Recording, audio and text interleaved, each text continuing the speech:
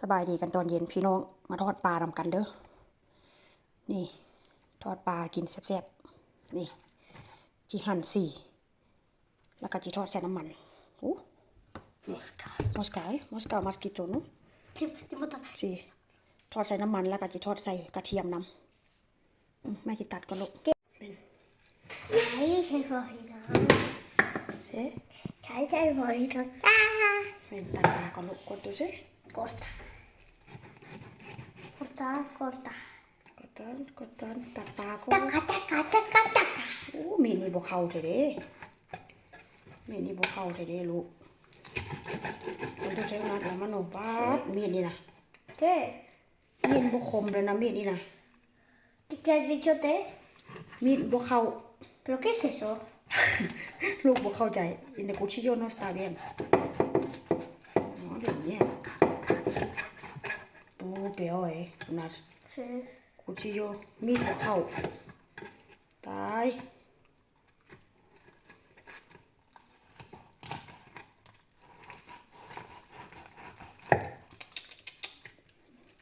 ปูมันบ่ได้รับมีดบ่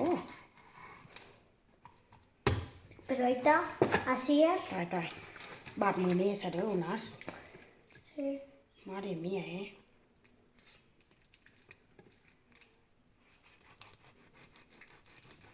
เข้าอยู่แล้วบ่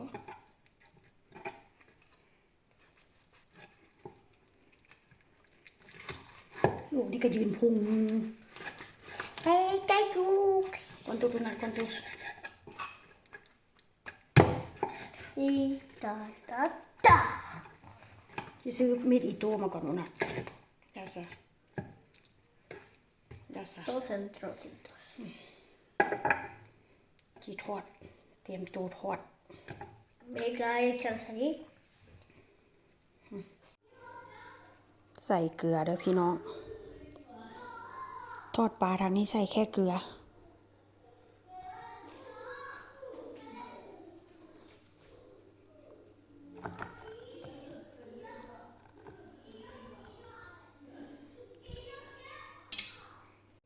น้ำมันร้อนแล้วเด้อจะเอาปลาลงไปแล้ว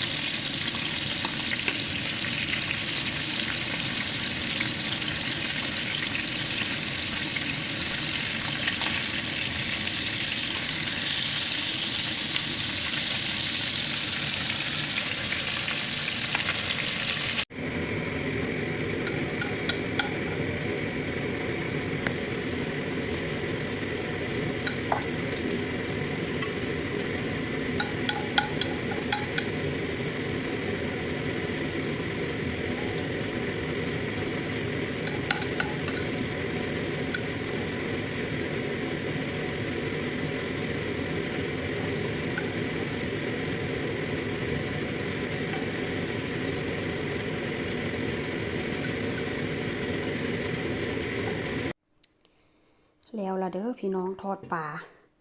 นี่ล่ะหลังจากทอดแล้วก็เกี่ยวกระเทียมใส่น้ำมันแล้วก็มาตักใส่คืออันวิดีโอที่ว่าค่อยลงไปให้เบิ่งอันเด้อพี่น้องวิดีโอที่ว่าค่อยลงก่อนหน้านี้ว่าซั่นจ้ะเห็นบ่น่ากินบ่เบิ่งจักนึงก็บ่น่ากินเด้แต่ว่าแซ่บทอดใส่แค่เกลือกับกระเทียมเด้อซับนี้ก็แซ่บแล้วพี่น้องไปแล้วเด้อบ๊ายบายไปเบิ่งเตะฟุตบอลก่อนสเปน2-0แล้วพี่น้อง